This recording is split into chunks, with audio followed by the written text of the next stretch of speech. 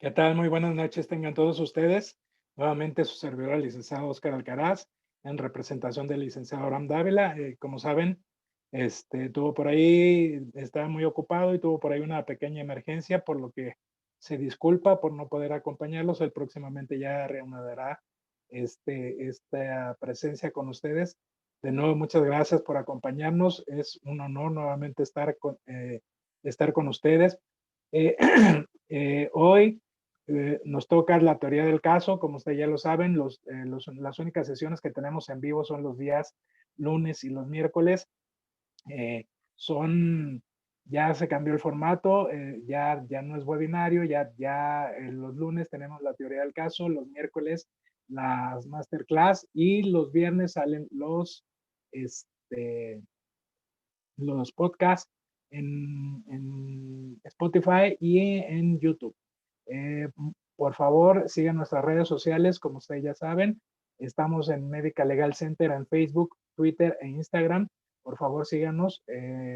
También estas charlas todas están grabadas y pueden consultarlas y pueden volverlas a ver en nuestro canal de YouTube, que también es Medical Legal Center. Síganos, por favor, compartan estas charlas que son más de mucho interés para todos los profesionales de la salud. Eh, Tengo un poquito de fallas técnicas, mi computadora tiene por ahí problemas, estoy conectado con el celular, ahorita esperamos solucionar estas fallas, pero antes que nada me permito dar la bienvenida al excelente ponente del día de hoy, que es el doctor Genaro Vega Malagón. Él es cirujano con especialidad en ginecología y obstetricia, tiene maestría en ciencias médicas con doctorado en ciencias de la salud. Él también es director de la Comisión de Arbitraje Médico del Estado de Querétaro. Nos va a hablar de un caso muy importante, muy interesante, que es la histerectomía de urgencia por hemorragia obstétrica, de un tema de sumo interés para todos los gines y para toda la comunidad médica en general. Sin más preámbulo, me permito darle la bienvenida y ofrecerle una disculpa al doctor Vega, en nombre del licenciado Abraham Dávila, y le dejo con ustedes. Muy buenas noches, doctor Vega, muy bienvenido, gracias por estar con nosotros. Muy buenas noches, licenciado Abraham. Es un gusto y es un honor estar aquí frente a ustedes, compartiendo con el selecto auditorio y pues, a la vez felicitarlos en estos 9 meses que tienen de pandemia. Estoy, si no todos los días, varias veces a la semana conectado con ustedes. Han presentado pláticas muy interesantes para el gremio médico. Mis felicidades a ustedes y al licenciado Abraham y a todo el equipo. Buenas noches a todos. Gracias, buenas noches. Pues sin más ni más, lo dejamos con el mejor público, que son los profesionales de la salud. Si tiene la dinámica de las preguntas y respuestas, nada más nos avisa, doctor, para que mi compañero en el área técnica, Pablo, nos apoye si hay preguntas. Y nos vemos en la sesión ya de preguntas y respuestas. Muchas gracias. Adelante, doctor.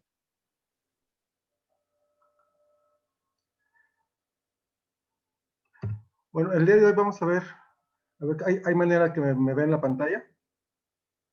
El día de hoy vamos a ver un caso clínico, fue verídico, se presentó ahí en la Comisión de Arbitraje Médico y es una paciente femenino de 26 años de edad, de escolaridad secundaria, proveniente del Estado de México, se dedica al hogar y sin antecedentes de importancia para el padecimiento actual. Los antecedentes gineco-obstétricos es gesta 4 para 1, cesárea 1, abortos 1. Su última menstruación fue el 23 de septiembre del 2019, con fecha probable para el 30 de julio del 2020. Su padecimiento actual ingresó al hospital, un hospital público, aquí en Querétaro, el 16 de enero del 2020, con embarazo de 16 semanas y con dilatación cervical que requirió cerclaje cervical. En ese entonces tenía actividad y se pudo detener la amenaza de aborto.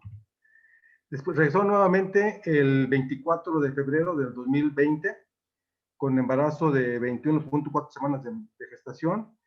Ingresó con fiebre 38.2, datos de infección de vías urinarias, pujo, tenesmo, disuria y además salida de líquido amniótico de 8 horas de evolución y actividad uterina moderada. Tenía también además sintomatología de vías respiratorias altas. En ese entonces la paciente refería que también días previos había tenido un cuadro de cervicogenes con leucorrea abundante y fétida. A la exploración se le encontró un producto vivo con frecuencia cardíaca de 150 por minuto, y al tacto vaginal se encontró con el cervix, con el cerclaje ya abierto, con 4 centímetros de dilatación, amnios roto con salida franca de líquido abundante, pero además salida de líquido sanguinolento, 3 cruces. Se hizo el tacto y al parecer se tocó en el borde placentario del lado izquierdo del cervix, sugestivo de implante de placenta previa, y ya la paciente tenía ya protrusión de partes fetales en ese entonces. Se Perdón, retiró el doctor, cerclaje. perdón, nos comentan, no sé si vaya, esté corriendo su presentación, dicen que no se ve. A ver, si está por ahí Pablo para que me apoye, porque yo tampoco no veo. Sí, Yo estoy doctor, viendo la es presentación. en Share Screen, en el botón verde, por favor. Si nos ayuda, por favor, a poner su pantalla. A ver. En su pantalla enfrente de usted hay un botoncito verde. Que dice Share Screen o compartir pantalla, dependiendo de cómo tenga el Sí, porque idioma. no viene.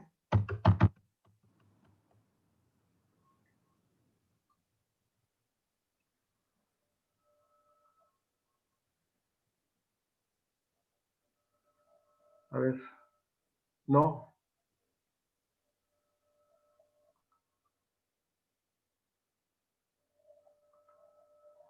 A ver. Sí. Es un botoncito verde que está en la parte, en la barra de A ver, abajo. ya está. A ver aquí. Ahí se ve. Sí, listo, doctor, perfecto. Ya nada más nos ayuda a hacerla en grande, por favor. Ok. Gracias, doctor. Sí, nuevamente es de 26 años de edad, gesta 4 para 1, abortos 1, cesárea 1. Ingresó al hospital el 16 de enero por 16 semanas y dilatación cervical, que fue un cerclaje cervical. Después, el 24 de febrero, regresa nuevamente con un embarazo de 21.4 semanas, fiebre de 38.2, datos de infección de vías urinarias, pujo y tenesmo, salida de líquido amniótico franca de 8 horas de evolución y con actividad uterina moderada. Ella decía que en días antes había tenido un cuadro de cervicovaginitis con leucorrea fétida y abundante. A la exploración se encontró un producto vivo con frecuencia cardíaca fetal de 150 por minuto. Al tacto, el cerclaje ya no útil y se encontró 4 centímetros de dilatación con salida franca de líquido amniótico y además sangre en 3 cruces. Y al tacto se tocó, al parecer, un borde placentario en el lado izquierdo del cervix. Se encontraron ya las partes fetales del producto en vagina. Se retiró el cerclaje y se pasó a conducción de trabajo de parto con un producto fuera de los límites de viabilidad, y se condujo el trabajo de parto con prostaglandinas y oxitocina. Se expuso el producto, ya por alguna razón el producto ya había fallecido, de 400 gramos, un poquito menos para la edad gestacional, sin malformaciones, y la placenta se encontró fragmentada e incompleta. Se pasó a revisión de cavidad con un sangrado abundante en un volumen de aproximadamente 3000. Se realizó el pinzamiento pinzamiento vaginal de arterias uterinas con la técnica de Sea Prado. La técnica de Sea Prado es pinzamiento por vía vaginal de las arterias, como un torniquete, vamos. Y se activó el código Mater ahí del hospital. Pasó a quirófano urgente para efectuar la parotomía. Se firmó una carta de un segundo consentimiento informado en la paciente antes de la cirugía. La paciente tenía bloqueo, entonces sí pudo firmar, estaba consciente, y se le hizo la cirugía, se le firmó con el caso de que se requería la histerectomía obstétrica. Aparentemente se le explicó bien en qué consistía el caso. Durante el transoperatorio se encontró el útero con hipotonía o atonía uterina y datos subjetivos de acretismo placentario. Sabemos que el acretismo placentario, el diagnóstico final, pues es histopatológico. Sin embargo, quienes hemos quienes hemos encontrado algunas veces con el dato, podemos ya con el tiempo podemos diagnosticar casi clínicamente cuando se trata de un acretismo placentario. Se realizaron las maniobras con la ligadura de arterias hipogástricas, empaquetamiento de compresas sin tener control de la hemorragia, porque por lo que sé, se decidió la hemorragia obstétrica. Se manejó con transfusión de paquetes globulares, solución Harman, ácido tranexámico, norepinefrina, antibióticos y se envía a la unidad de cuidados intensivos.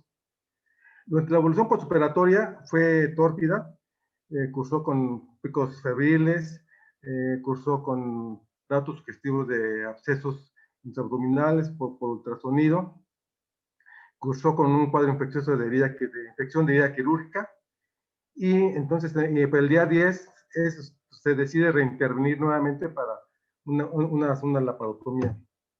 Se encuentra el absceso en la pared abdominal, abscesos residuales en cavidad abdominal, el mayor como de 5 centímetros. Se hace un drenaje y un lavado abdominal, se dejan canalizaciones y se encuentran múltiples adherencias. En ese entonces también presentó dehiscencia de la cúpula vaginal. Finalmente es manejada con triple esquema antibiótico, líquidos, cuidados generales, y se fue dada de alta al día 14, el día postoperatorio, en buenas condiciones y sin complicaciones. Y antes de entrar esta práctica la voy a dividir en tres. Uno, lo que es el caso clínico. Dos, comentamos con preguntas. Y ya después hacemos cómo fue que recibimos la queja en la Comisión de Arbitraje Médico y cuál fue su resolución. Entonces, si me hacen favor, pues está por ahí Pablo para pasar las preguntas. Pasamos a las preguntas, doctor. Pablo, aquí está. Sí, doctor, aquí pasamos Aquí a ya las está. preguntas. Entonces, la primera pregunta es si estaba indicada la interrupción del embarazo.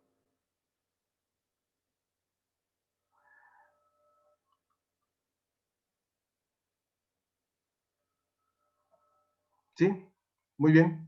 Entonces, sí, obviamente una ruptura prematura de membranas es incompatible con la progresión del trabajo de paz del embarazo, por lo que se sabía que era un producto no viable, pero no en estos casos, con una ruptura de membranas, no hay otro tratamiento más que la interrupción del embarazo. El 83% respondió que sí está indicado, el 7% que no. Entonces, la respuesta correcta pues, es que sí había que interrumpir el embarazo. Nunca está indicado el tratamiento conservador en una ruptura de membranas.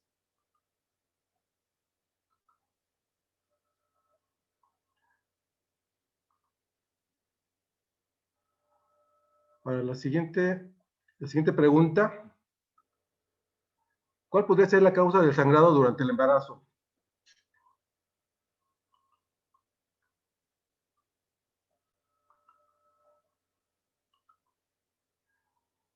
Está la causa del embarazo, del sangrado, desprendimiento de placenta previa, ruptura uterina, desgarro del cerclaje. Acuérdense que la paciente tenía algo de actividad, sin embargo no era muy dolorosa, era un sangrado escaso, podríamos decir que poco doloroso, poco abundante, y con eso el diagnóstico es prácticamente si ustedes se acuerdan en la exploración, un dato muy sugestivo. Tenemos 4 opciones.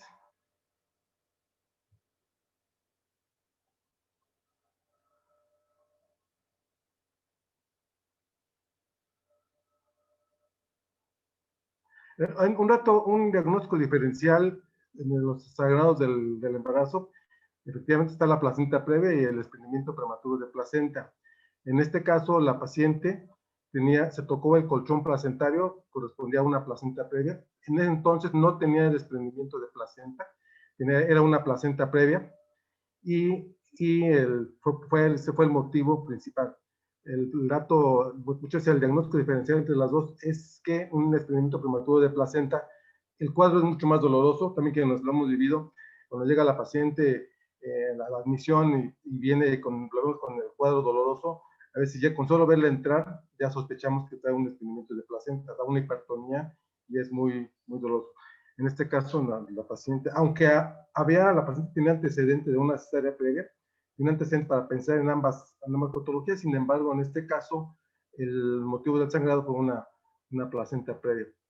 La ruptura uterina se da cuando ya está más avanzada, que generalmente es en embarazos ya de término, y el desgarro del cerclaje también no es. En este caso, la causa del sangrado fue una placenta previa.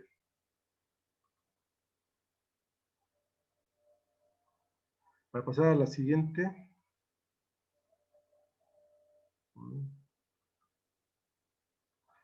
La siguiente pregunta. En este caso, la paciente llegó en la semana 16 con actividad uterina. ¿Cuál fue la causa por la que probablemente se desencadenó el trabajo? Que en este caso podría ser que fue un producto de aborto, ya que pesó 400, por amenorrea eran 21.4 semanas, pero por peso menos de 500 gramos, puede ser que fue un producto de aborto. Recordemos que la paciente tenía antecedentes de cuadros infecciosos. El cerclaje, aunque en ocasiones cuando se rompe, cuando se abre, puede ocasionar, pero en este caso el cerclaje se rompió, se abrió por la actividad uterina. Y efectivamente la paciente cursó con infección de vías urinarias y cervicovaginitis. Siempre en cualquier edad del embarazo, cuando hay una amenaza de parto per término o amenaza de aborto, siempre hay que descartar una infección de vías urinarias y una infección vaginal. Efectivamente, en este caso, la paciente tenía ambas patologías.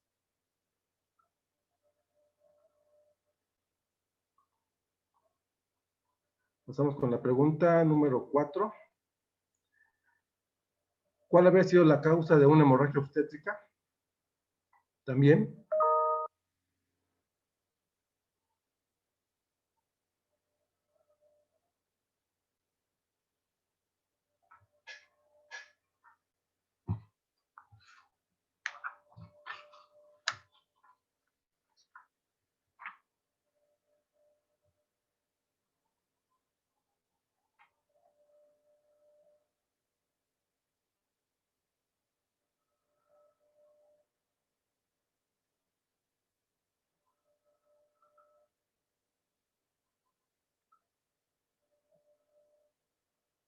En este caso, a ver, efectivamente la paciente tenía ambas patologías, tenía hipotonía y tenía acretismo, coincidió. Ambas patologías son causas de hemorragia obstétrica.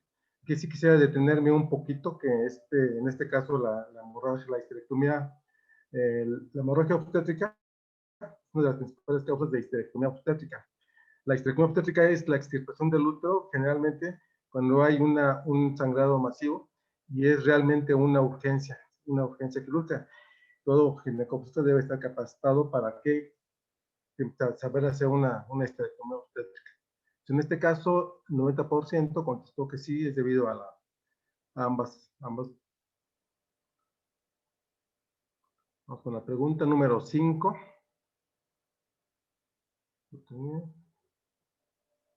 A ver. ¿Estuvo indicado el uso de oxitocina y prostaglandinas durante la hemorragia obstétrica?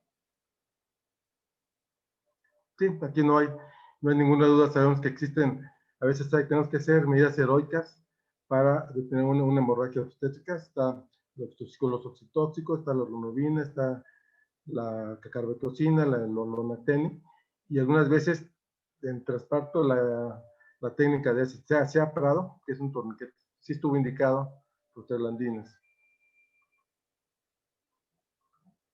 La pregunta número 6. El código Mater es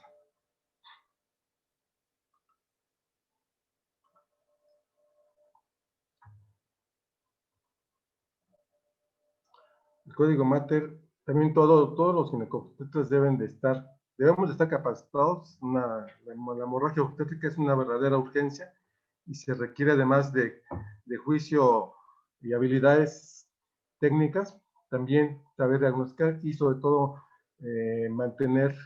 saber qué hacer. Muchos ginecobstetras cuando recién egresan de la especialidad, a veces no están todavía con la capacidad emocional ante una hemorragia. Malo cuando nos toca una hemorragia obstétrica en un día, en la madrugada, donde algunas veces varios de mis compañeros me lo podrán igual operar en la madrugada y tener una hemorragia obstétrica y tener como ayudante a un interno, realmente es muy desgastante, es muy estresante enfrentarse a una hemorragia. Código Mater, efectivamente se debe tocar la alarma. Cuando uno dice código Mater, generalmente cuando uno entra al quirófano y ya tiene datos sospechosos o sugerentes que la paciente pudiera presentar algún acretismo, afortunadamente actualmente el acretismo se puede sospechar por ultrasonido, pero si ya clínicamente tenemos la sospecha que la paciente puede tener una hemorragia obstétrica, tenemos que antes incluso de entrar al quirófano tener listo por si se ofrece un código Mater.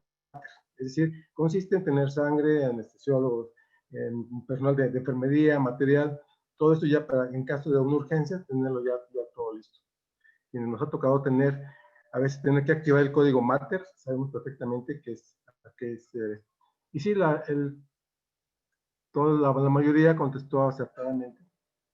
Muy bien, el código Mater.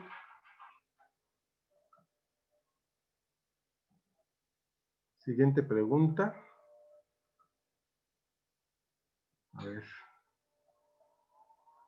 Doctor, si gusta, yo le ayudo a poner las preguntas. Ok, aquí está.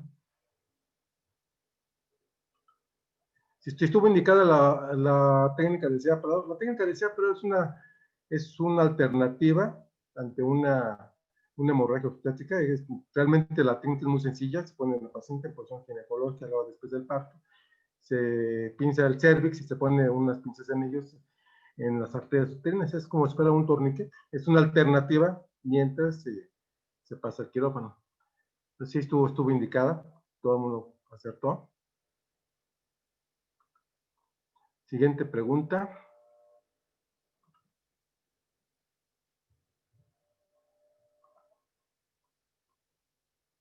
¿Estuvo indicado dejar 4 compresas dentro de la paciente? Sí, también. Cuando hay son alternativas de urgencia que cuando no se dé el sangrado, en este caso que ya se había hecho la ligadura de arterias hipogástricas y sin resultado, pues es una opción.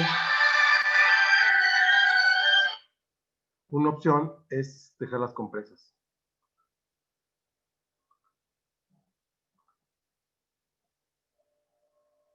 Siguiente pregunta, Pablo. ¿En qué porcentaje de infección del sitio quirúrgico en estos pacientes? Está del 1 al 2% o más del 30%. Había otra respuesta que estaba entre el 2 y el 10%, por alguna razón no aparece, pero cuando se dejan ese tipo de cirugías con empaquetamiento y tanta maniobra, el riesgo de infección tenemos que contemplarlo. En estos casos, a ver, está. Sí, es mayor del 30%. Cuando nos enfrentamos a una situación, tenemos que dar amplio esquema antibiótico pensando que una de las opciones, que una de las complicaciones probablemente sea eso. Y a la última pregunta, si fue pertinente la firma de un segundo consentimiento. Sí. Muy bien. Normalmente cuando la paciente entra al hospital, firma una hoja de consentimiento informado general. Cuando pasan esa. Y a la hora cuando es en caso de urgencia, obviamente lo ideal es el consentimiento informado con todo, desde el principio se dicen cuáles son las posibilidades, las opciones de complicación que puede tener. Sin embargo, en caso de urgencia, si estando en quirófano, en estos casos sí se acepta que se firme el consentimiento informado. En algunos casos, cuando son procesos selectivos, déjenme comentarles que no está recomendado el consentimiento informado durante la cirugía o durante ya estando en quirófano. Un ejemplo de esto, que es acá en las comisiones de arbitraje médico, también nos hemos encontrado con eso, que durante la cesárea, ya estando la paciente en el transoperatorio, se le pregunta si quiere la salpingoclasia. Y en esos casos la paciente dice sí. Sin embargo, legalmente la paciente pudiera meter alguna demanda porque en un quirófano no está recomendado que tengan el consentimiento informado, salvo casos de urgencia. En este caso, fue una urgencia. Idealmente también siempre prima el consentimiento del esposo o el familiar, pero en esos casos no se acepta que no se. Muy bien. Entonces, pasamos.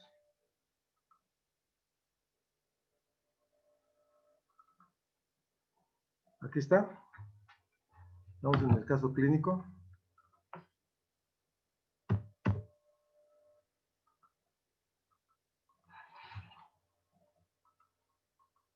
Bueno, esto fue el caso clínico. Se encontró una señora con una hemorragia obstétrica que requiere una histerectomía obstétrica. Sin embargo, días después se presentó la paciente con el esposo en la Comisión de Arbitraje Médico del Estado de Querétaro, porque el esposo no autorizó la histerectomía y la paciente argumenta que no le avisaron que ya no podía tener más hijos. Y que además las infecciones, la absceso abdominal y la infección de la herida fue por culpa de los médicos y fueron a solicitar la indemnización de ley por pérdida del órgano, por daño moral y por no poder tener más hijos. Esto fue lo que ellos argumentaron. Uno como Comisión de Arbitraje Médico, primero aceptamos la inconformidad, los orientamos, decimos que sí procedería y que no procedería. Sin embargo, estamos obligados a aceptar el escrito, lo hacen de forma verbal y luego les pedimos que lo hagan por escrito. Una vez que se presenta la queja con nosotros, lo que hacemos ya cuando nos dan por todos los requisitos, entonces nosotros en Querétaro y en toda la República seguimos el modelo mexicano de arbitraje, que aquí déjenme comentarles que el modelo mexicano es uno de los mejores, es parecido a los del primer mundo, de países europeos, países latinoamericanos, pero es un modelo y ha sido sujeto a revisiones y está muy bien. Una vez que se acepta la inconformidad, se hace una reunión informativa con el personal médico, se cita a las autoridades de la institución y de los médicos responsables. En este caso, de la institución pública fue el director jurídico, el director del hospital y habitualmente acude el jefe de servicio. Aquí ya es opcional, si viene el jefe de servicio o acuden los médicos tratantes, a veces también van los médicos tratantes. En esta reunión informativa les explicamos en qué consisten las comisiones de arbitraje médico, cuáles son nuestros objetivos y atribuciones que tenemos, es como los términos de procedimiento que nosotros somos mediadores, somos conciliadores y si no conciliamos, les ofrecemos el arbitraje médico. Les explicamos en qué consiste este modelo, de qué es lo que podemos hacer. Nuestro objetivo como comisión de arbitraje es ayudarles a que resuelvan su inconformidad, su problema, de una forma amistosa y de buena fe, que no se tenga que judicializar el caso, que no se vayan a las autoridades, que no se vayan a los juzgados, ni a otros. De hecho, tenemos convenio con la Fiscalía y algunas otras instituciones, de que si llega un paciente a quejarse de algún médico, alguna institución a la Fiscalía le dice primero váyanse a un mecanismo alterno de solución de conflictos, como es la Comisión de Arbitraje Médico. Y muchas veces con esto ya el paciente va con nosotros y se trata de arreglar. Lo que queremos nosotros es que se arregle el asunto de forma amistosa, que no tenga que irse. En los juzgados es mucho más laborioso, es más estresante para ambas partes, es más caro, más tardado y sobre todo que en un juzgado muchas veces quienes ganan son los que tienen los mejores abogados, no precisamente los que tengan la razón. Aquí con las comisiones de arbitraje médico se cita a ambas partes y se llega a la mediación. Afortunadamente, la gran mayoría de los casos que se presentan en las comisiones de arbitraje médico, no hablando no nada más de Querétaro, porque nosotros tenemos reuniones todos a nivel nacional y generalmente tenemos las mismas estadísticas a nivel nacional que la CONAMED, como las estatales, donde realmente casi todos terminan en conciliaciones. Cuando no se llega a una conciliación, déjame comentarles que si se llegan a una conciliación, que es un contrato entre ambas partes, ahí nosotros somos testigos, se firma un documento y el paciente tiene ciertas pretensiones. Si llegan a un acuerdo, se firma el documento y si se firma ese documento, no quiere decir que hubo mala práctica o no, simplemente fue un acuerdo entre ambas partes y ya con eso se comprometen a no hacerlo público, a dar por terminado y ya. Sea el acuerdo al que han llegado. Si no llegan a un acuerdo, entonces sí les ofrecemos el arbitraje médico, que es ya entrar como árbitros, y entonces ya investigamos con ambas partes, nos asesoramos del personal de peritos y ya vemos que estudiamos el caso.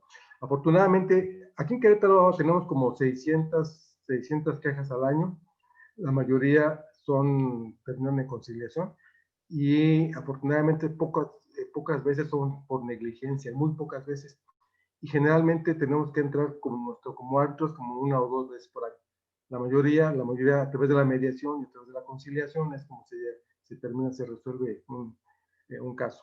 En este caso, ya citamos a las autoridades, les explicamos en qué consiste, y después reunimos a ambas partes, a la parte médica y a la parte del paciente. En este caso fue la paciente con su esposo y con los prestadores de servicio.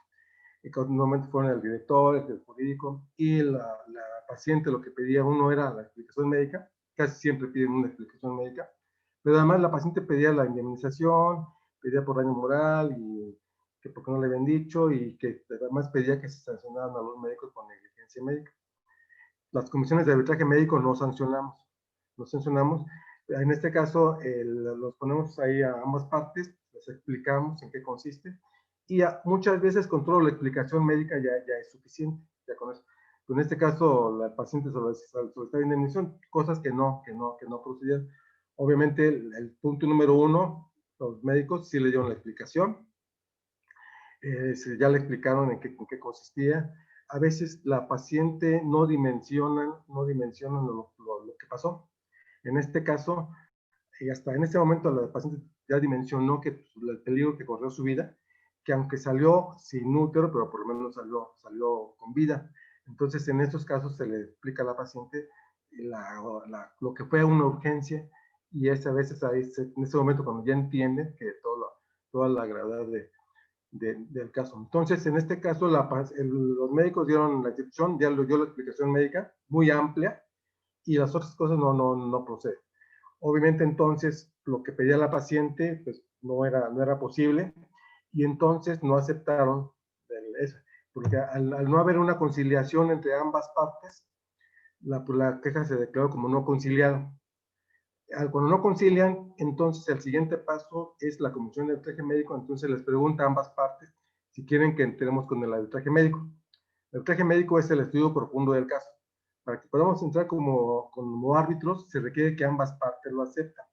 Se les explica las bondades de la comisión de arbitraje médico, lo que es el arbitraje médico, que es un compromiso, no sé, se hace una investigación profunda del caso, nos asesoramos con peritos, con médicos preparados, y este análisis, esta investigación es completamente anónima. Mandamos el expediente sin logotipo, sin nombre, sin nada, simplemente con el perito no va a conocer ni a los médicos, ni a los hospitales, ni a los pacientes. Eso, y son 2 o 3 peritos de acuerdo a la especialidad. Y aún una vez, por norma, el arbitraje médico no debe ser mayor de 3 meses. Ya después de 3 meses se hace el estudio y ya se hace el laudo, y entonces ya se determina quién tiene la razón o no. En este caso, para que podamos entrar como árbitro, se requiere que ambas partes estuvieran de acuerdo.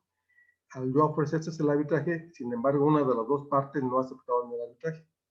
Entonces, al no aceptar una de las 2 partes, pues ya no podemos hacer nada, y se termina nuestra actuación, y entonces con esto ya se dejan los derechos a salvo.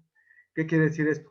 Que al no haber conciliación y arbitraje por parte de nosotros, damos por terminada nuestra acción, y el paciente ya puede ir a otros lados que puede ser la Fiscalía, Derechos Humanos, etc. En este caso, fueron a los Derechos Humanos, y la paciente, nosotros tenemos un convenio con muchas instituciones. Le decía, si el paciente va a la fiscalía nos pide a nosotros, primero les dice que vayan con nosotros, para que traten de arreglar las formas en forma amistosa. Y si no acepta el paciente tiene la libertad de decir, no acepto un medio alternativo, quiero ir directamente por la ley penal o ley así.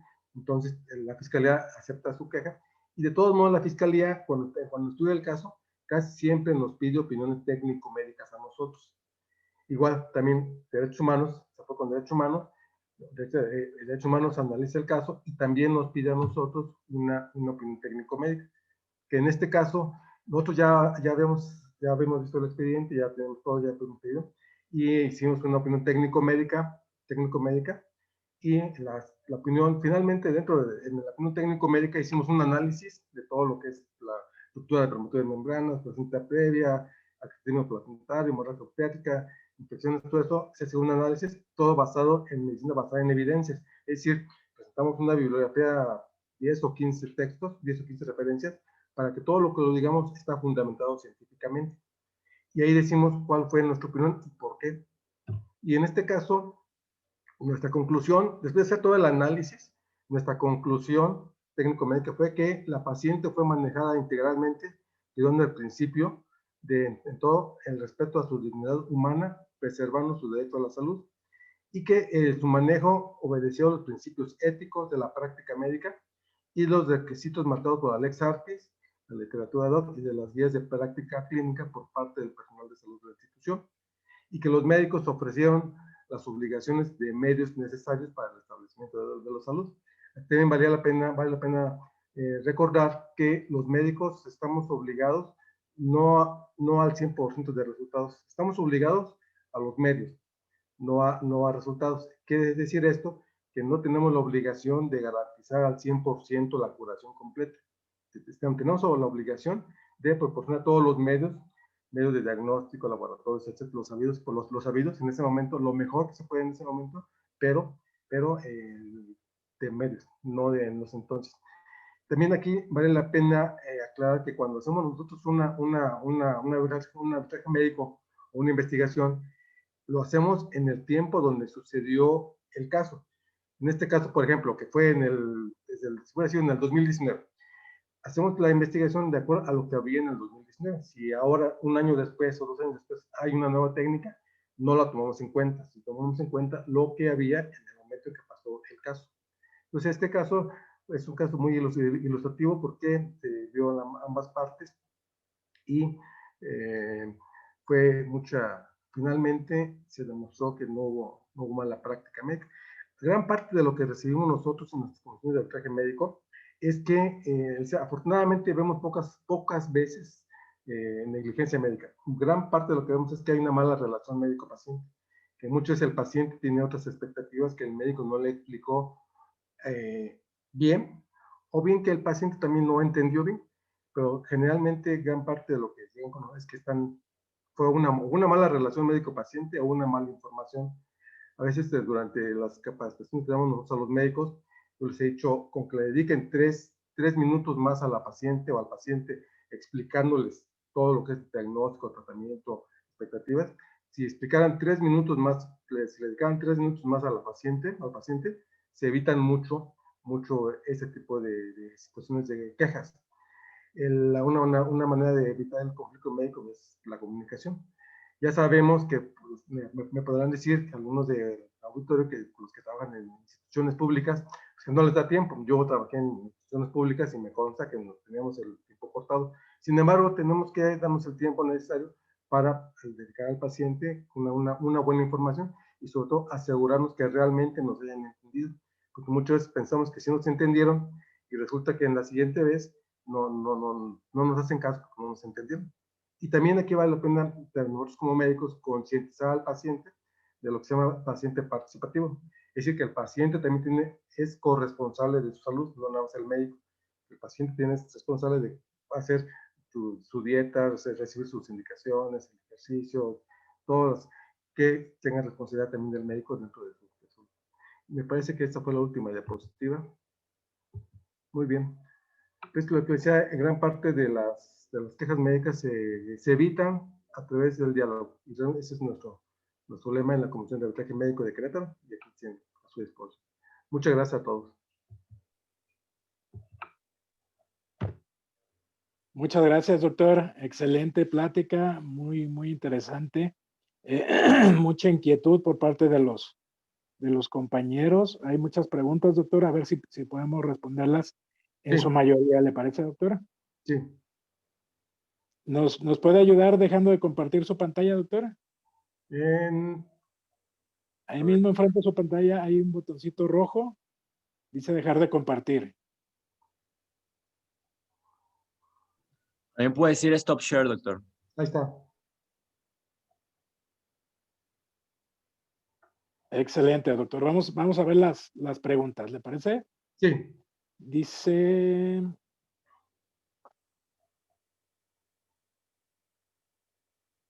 Permítame un segundo, doctor.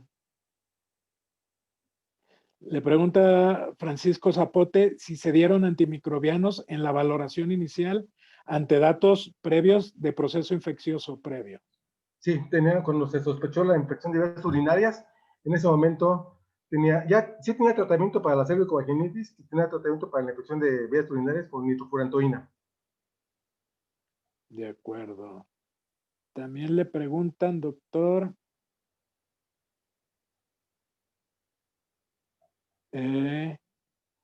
si no tenían el sonógrafo ahí en ese hospital, doctor. ¿Cuál? ¿Ultrasonido? Hay ultrasonido. No, la paciente venía del Estado de México. Venía del Estado de México, llegó sin diagnóstico de placenta previa. El diagnóstico se sospechó cuando tenía 4 centímetros de dilatación. No tenía control prenatal. Perfecto. Le pregunta No el sé por doctor. qué razón del Estado de México se vino para acá. Muchas veces aquí los hospitales en Querétaro fungen, aunque son de segundo nivel, pero a veces vienen gente de San Luis Potosí, de Hidalgo, del Estado de México y de Guanajuato. Ok. Dice el doctor Miguel Ulloa, sí, ¿cuál es el tratamiento a seguir en sangrado vaginal con paciente con anticoagulante? Pues tenemos otras opciones como la carbetocina, que es muy bien. Desafortunadamente, todo esto cuando hay exámenes preparatorios. Exámenes preparatorios necesitamos saber realmente cuál fue. Si nunca es de urgencia, pues tenemos con plasma o la carbetocina, etcétera. Ok. Más preguntas. Muchas felicitaciones, doctora, por la excelente charla. Por ahí un comentario dice, según el artículo 81 del reglamento de la Ley General de Salud, se puede eximir del consentimiento en estado de urgencia. Así es correcto. Sin embargo, si las condiciones lo permiten, hay que hacerlo. En este caso, la paciente tenía bloqueo peridural, sí permitió firmar. Y también el segundo consentimiento fue firmado por el subdirector. Es bien importante que lo firmen testigos y en este caso lo firme el subdirector de turno y pues el segundo consentimiento fue firmado también por el subdirector de turno. Ok. Le preguntan también... Perdón. Aquí siempre hay que ampararnos, uno como médico, cualquier acción que haya, hay que anotarla, hay que acotarla en el expediente, todos los datos, la manera en cómo se encontró, cómo sucedió en todos los casos, y sobre todo enterar a las autoridades del hospital qué está pasando en este caso. Bien importante, así recuerden que el expediente clínico puede ser la mejor arma de nosotros, del médico, pero puede también ser la peor. Así es. Le preguntan también si hay estudios de cultivo vaginal. No, pocas veces en el embarazo utilizamos los cultivos. Generalmente el diagnóstico de una cervicovaginitis lo hacemos clínicamente. Pues clínicamente podemos diferenciar si son hongos, tricomonas, una vaginosis, pero habitualmente no hacemos los cultivos vaginales, salvo en aquellos casos que estemos ya teniendo tratamiento. Perfecto, doctor. Aquí hay una pregunta muy interesante, doctor, desde el punto de vista de la comisión. Dice, si el hecho de llegar a un acuerdo como es en este caso, evita que los demandantes lo lleven a una instancia penal o aún con todo y el acuerdo se van a lo penal. Sí, sí. Cuando se llega a una conciliación, se firma un documento donde ya se da por finiquitado el asunto, ambas partes se comprometen a ser confidenciales, a no hacerlo público y a dar por terminado el caso. Sin embargo, existe la posibilidad de que el paciente realmente vaya al juzgado, pero el hecho que ya el médico presente un acto donde dice que ese motivo de inconformidad ya fue conciliado, eso hace que no proceda la demanda a nivel judicial. O sea, el paciente tiene la libertad, aun cuando hayan conciliado, de ir a otras instancias, pero generalmente ya no presentando la carta de que se hubo conciliación, ya no procede. De acuerdo, doctor. Aquí son tres preguntas en una, doctor, y supongo que es de un pediatra. La primera es, ¿cuáles son las especialidades más dice demandadas, pero en este caso, ¿cuáles son las quejas que más les llegan de qué especialidades? Sí. Y si pediatría, ¿qué tan frecuente es? ¿Y cuál es la causa más frecuente en pediatría? Sí, generalmente las estadísticas de aquí de Querétaro no difieren mucho de las de nivel nacional ni de la CONAMED. En primer lugar, se las sigue llevando bastantes años. Odontología. Odontología, aquí muy especial, la queja radica aquí varias peticiones. Una de ellas es de que generalmente quien se queja de odontología es a nivel privado. Y generalmente quien se conforma es tratando de que le regresen su dinero, o sea, es más económico el motivo. Y muchas veces es porque el odontólogo cirujano dentista no le explicó al paciente. Muchas veces no hacen expediente clínico los odontólogos. Y muchas veces no hacen carta de consentimiento informado. Y también muchas veces la relación médico-paciente, odontólogo-paciente, no les explican que no van a quedar al 100%. Lo que más vemos son personas que además tienen una comorbilidad como diabetes, hipertensión, obesidad, donde las prótesis ya no les quedan bien, las endodoncias, pero al paciente nunca le dijeron que no iban a quedar al 100%. Entonces, llegan los pacientes quejándose de que no quedaron al 100%, pero gran parte es por la falta de información. Odontología, primer lugar. Segundo lugar, traumatología. Tercer lugar, cirugía. Cuarto lugar, ginecobstetricia. Y quinto lugar, ya como pediatría es como el sexto lugar. Y de pediatría se quejan mucho de las asfixias perinatales, de que no son... sabemos que el equipo médico es ginecólogo, pediatra, anestesiólogo, entonces cuando son las demandas son generalmente contra el cabeza del equipo quirúrgico, que es el ginecólogo. Pero también ahí existe lo que es la corresponsabilidad. Tenemos casos de cuando son asfixias, óbitos fetales, etcétera. El responsable principal es el ginecólogo, pero también el pediatra también se involucra ahí. Casos exclusivamente de pediatría son pocos. Generalmente son parte del equipo quirúrgico. Después de esto, pero con mucho odontología y trauma son los que más se llevan. Y bueno, aprovechando, seguramente por ahí deben de tener una pregunta, es qué instituciones son más demandadas. En primer lugar, Seguro Social. Esto se entiende porque Seguro Social maneja más del 60% de la población. Pero, segundo lugar, son los privados. Normalmente esperaríamos primero Seguro Social, luego Secretaría de Salud, luego el ISSSTE. Sabemos que la mayoría de la población, más del 50%, tiene Seguro Social, otros tienen ISSSTE, otros lo que antes el Seguro Popular, antes que ya no existe, pero los que acuden a atención privada es aproximadamente un 3 o un 5% de la población. Sin embargo, las demandas son, los hospitales privados o médicos privados ocupan el segundo lugar. Y tercer lugar, Secretaría de Salud. De acuerdo. Y también, si me pueden aclarar, también algo que a veces no queda muy claro, las comisiones de arbitraje médico, nosotros somos neutrales, porque algunas, cuando hay demandas médicas, siempre o hay algún arbitraje, quien pierde la demanda o quien pierde el arbitraje, siempre quedan a disgusto. Entonces, hay una gente que tiene mala percepción de que las comisiones de arbitraje médico toleramos o estamos a favor del médico. No es así. Nosotros somos neutrales. Si hay algo que corregir, que se corrija. Si, también, por ejemplo, lo que hacemos es emitimos recomendaciones. Cuando vemos que hay alguna mala práctica o alguna deficiencia, alguna omisión, tenemos la atribución legal de mandar recomendaciones al Seguro Social, al hospital, a la Secretaría de Salud, a los médicos privados o odontólogos. Y también hacemos frecuentemente recomendaciones cuando detectamos algún mal, no negligencia, sino algo que esté mal, lo hacemos. Muy bien, doctor. Dice, bueno, esto más que pregunta es comentario. Dice, casi siempre el motivo de demandas es la falta de comunicación médico-paciente, la falta de información clara del médico al paciente y a su familiar. Así es.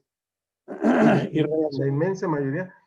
Acá en la práctica, lo que vemos cuando van con nosotros, vemos dos versiones muy diferentes. Siempre, siempre.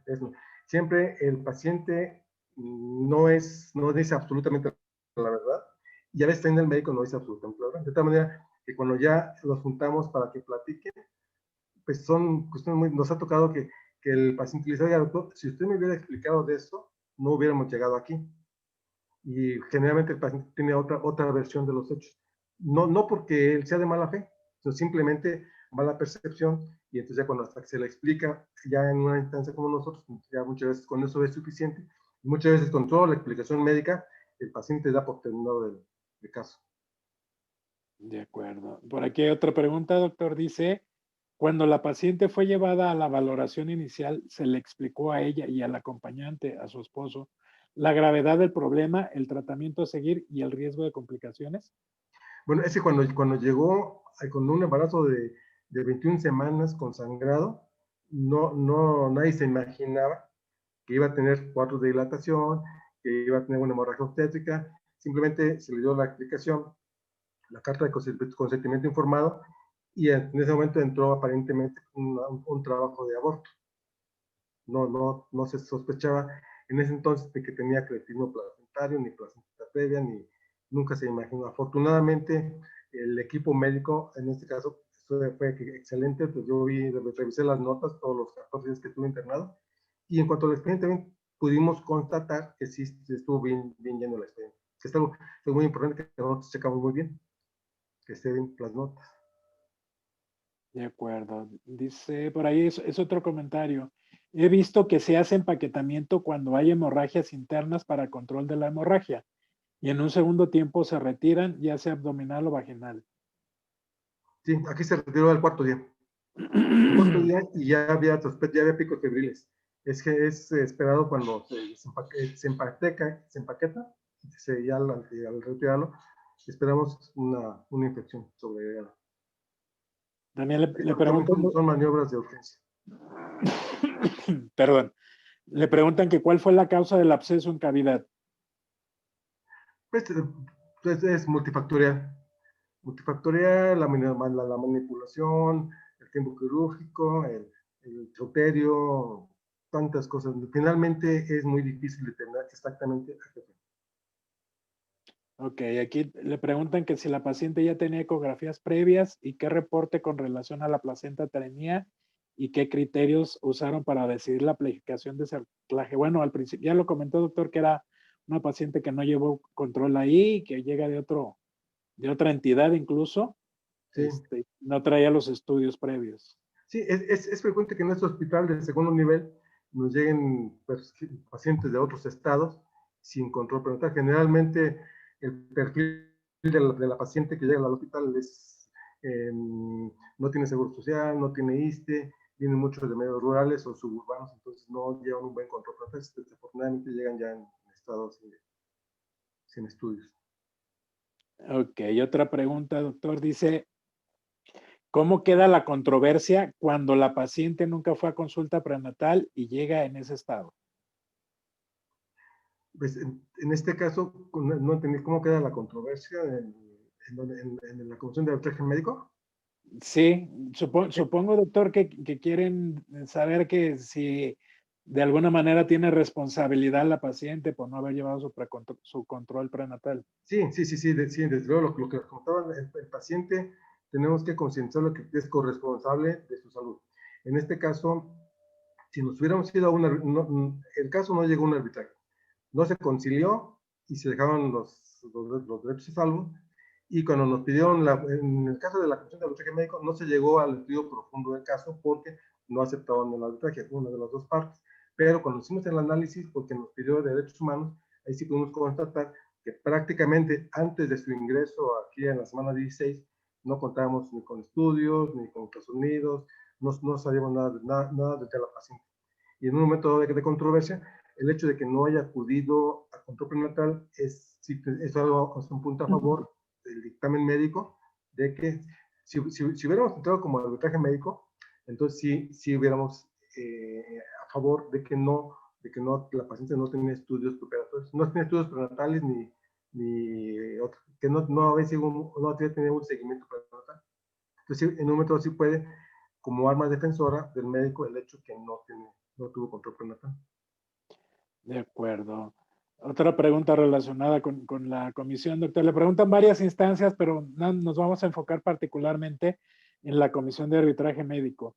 Dice Sí. que si ahí hacen alguna observación de mejora a los hospitales por falta de insumos, recursos, todo lo que ya sabemos, siempre se hace ya que está en la queja. ¿Por qué no antes como invitación de mejora a la infraestructura?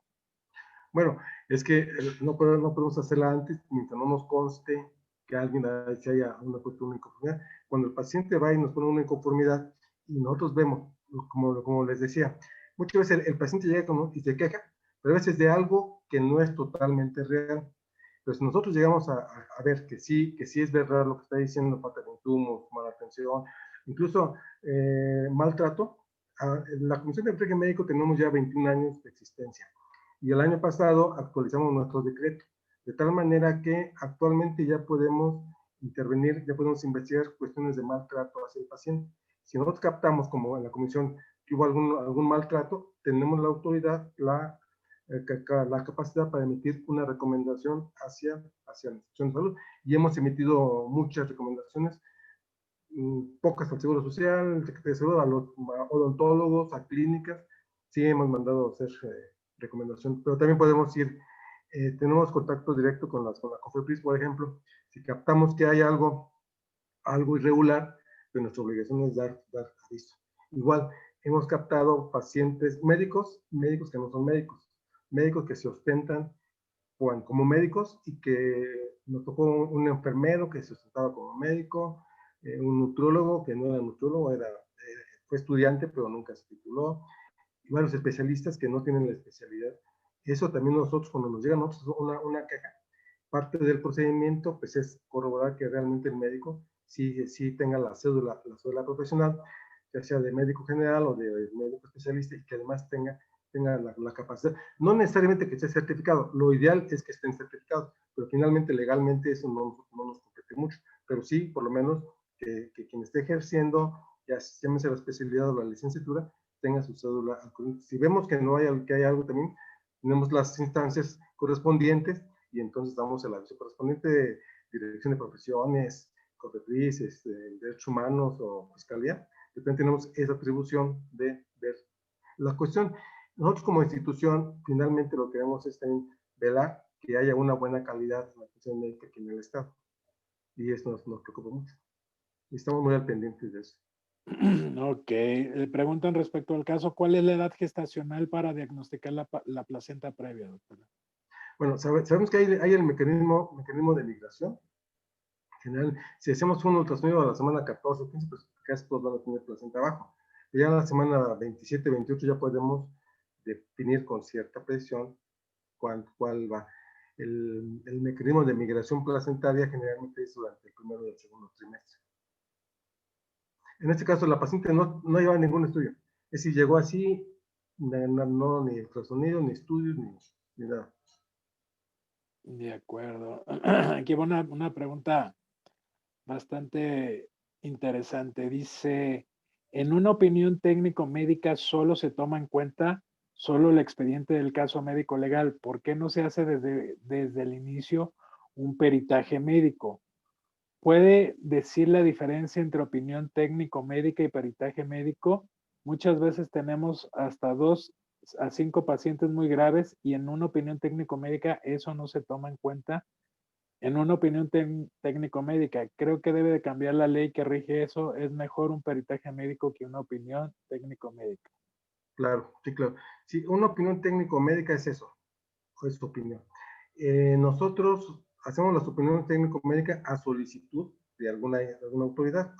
Frecuentemente los órganos internos de control, Secretaría de Salud, a veces Seguro Social, Derechos Humanos, la Fiscalía, nos emiten, nos piden una opinión, nos dan el expediente y entonces nosotros en base a la Lex Artis, en base a la bibliografía, en base a la basada en evidencias, emitimos una opinión, pero del expediente.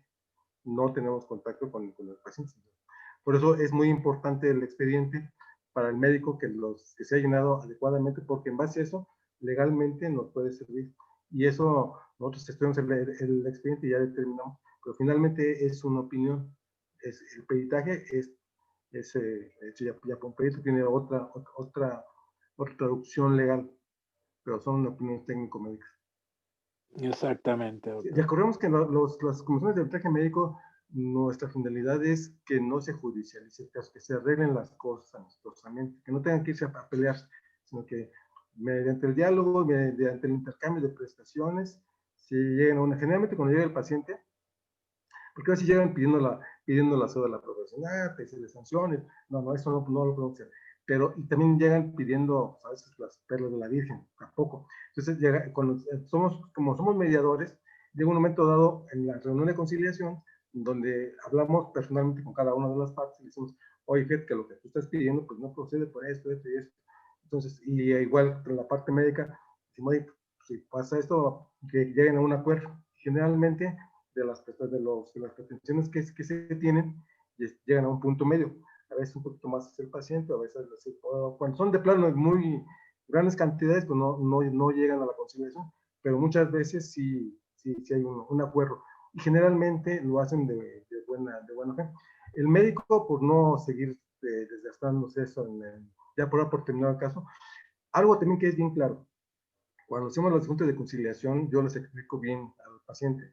El hecho que llegue el doctor a un acuerdo con usted no quiere decir que esté aceptando su responsabilidad, porque a veces el médico piensa que si cede, es que estoy aceptando que hice algo mal. No, eso lo recalco muchas veces. El hecho que se acepte, que llegue a un acuerdo es con el fin de terminar este pleito, con el fin de terminar esta controversia. Pero no quiere decir que acepte mala práctica. Y eso les debe de quedar bien. Y sí les queda claro generalmente al paciente que, y por eso ambas partes se van satisfechos. El médico porque ya no tuvo que ir a los juzgados y además que la cláusula de confidencialidad es muy importante, de que si se arreglan, el paciente no tiene la obligación, el compromiso legal de no difundirlo ni en Facebook ni en las redes sociales, porque si lo llega a hacer, entonces el médico puede demandar por falta del convenio. Entonces, es para el médico muy bien que se llegue a un acuerdo de conciliación mediante las comisiones de arbitraje médico y no que se tenga que ir a las otras instancias. Y además, otra de las ventajas que tiene que la controversia se resuelva con nosotros es que a veces cuando ya se van a los juzgados surgen otros delitos u otras malas prácticas. Ya me ha pasado que a veces por no conciliar y con por cierta cantidad se van a un juzgado y entonces el paciente demanda al médico por esto, le agregan más responsabilidades que sí pudieran tener razón, o sea que sí pueden ser ciertas. Entonces muchas veces al médico no le conviene porque entonces ya, sobre todo cuando se ponen con abogados que ya tienen mucha experiencia, pues sí, entonces que sacan, me ha tocado varias veces que por no conciliar 100,000 pesos, después la demanda fue hasta 1,000,000 pesos porque se le agregaron otras cosas administrativas, ilegales más bien. De acuerdo, doctor. Dice, buenas noches, ante una hemorragia obstétrica y se requiere realizar ligaduras hipogástricas y el ginecólogo está capacitado legalmente, ¿la puede hacer o hay que pedir interconsulta cirugía vascular? Bueno, es que ahí depende del hospital. Lo ideal es que actualmente los médicos, por lo menos aquí en Querétaro, sí están capacitados, hemos dado cursos de ligadura de hipogástricas.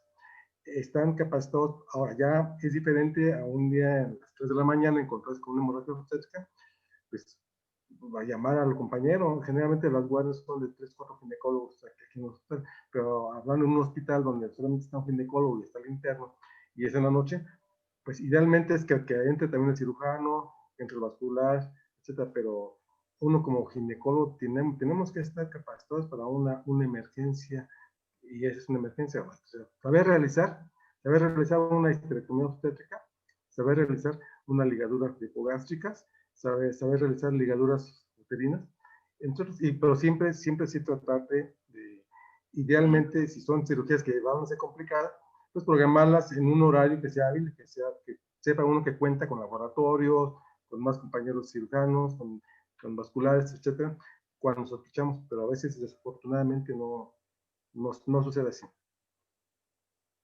De acuerdo, doctor. Ahí todavía muchas preguntas, muchas felicitaciones. Dicen que muy buena plática, extraordinario tema.